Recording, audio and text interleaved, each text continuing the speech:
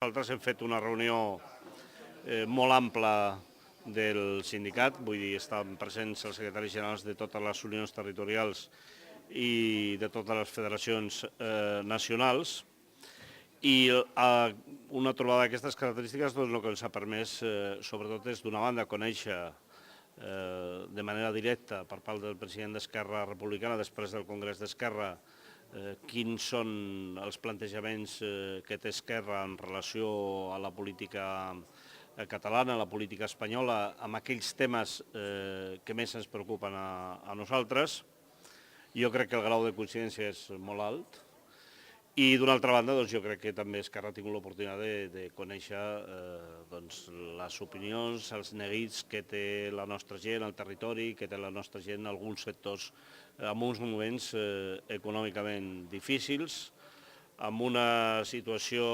que jo crec que ja no comença a haver masses maneres de denominar-la més que de crisi. Hem fet un repàs territorial, sectorial, analitzant la crisi econòmica, la situació en la que estem, i hem de parlar en aquests termes, que té aspectes globals, com el tema energètic, però té aspectes molt locals. Nosaltres estem assumint una nova onada de deslocalització industrial, que és normal en el context internacional que ens trobem, però que hem de saber preservar la nostra indústria. Aquest ha estat un tema que hem analitzat en deteniment, temes com Pirelli, que en aquests moments hi ha un debat de com garantim que sectors industrials que poden tenir una competència molt forta des de fora mantinguem coneixement, llocs de treball i qualitat i afegir innovació a Catalunya. Hem analitzat també les relacions entre Catalunya i l'Estat, com ha dit molt bé Josep Maria, i aquí amb el tema del finançament, o Rodalies, el tema d'AENA, que són temes que preocupa, l'aeroport de Barcelona. I crec que fins i tot ha estat molt profitosa perquè a vegades algunes ombres que hi havia hagut de com assumir la gestió de Rodalies des del punt de vista laboral, jo crec que ens hem posat molts punts d'acord i que podem seguir treballant i avançant molt, perquè és important que UGT, i en aquest cas Esquerra, que forma part també és un partit que dona suport al govern, doncs tinguem molt clar quin és el full de ruta a l'hora d'assumir un tema tan complex com és el traspàs de Rodalies. Els sindicats mai no han estat la remora perquè no es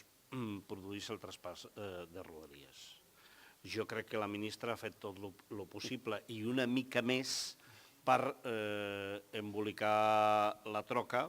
de tal manera que provocant a les organitzacions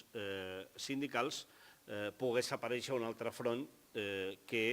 de moment aturés tot el procés de negociació del traspàs de Rodalies. Dit això, a Renfe hi ha més d'un sindicat, i de dos, i de tres, i hi ha alguns sindicats de caràcter professional, per dir-ho d'alguna manera, que part de la seva vida passa perquè Renfe es mantingui com està.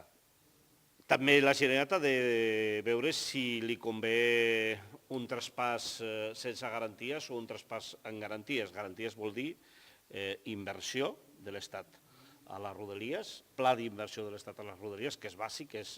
elemental, i una segona qüestió, si li interessa un procés de gestió immediat o utilitzar la pròpia Renfe per veure si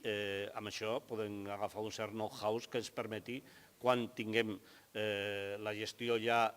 amb una empresa pública catalana, doncs si tenim suficients coneixements, o si no ens interessa que estigui en una empresa pública catalana i ens interessa que una empresa estatal com Renfe, amb unes condicions determinades, sigui la gestora de la competència.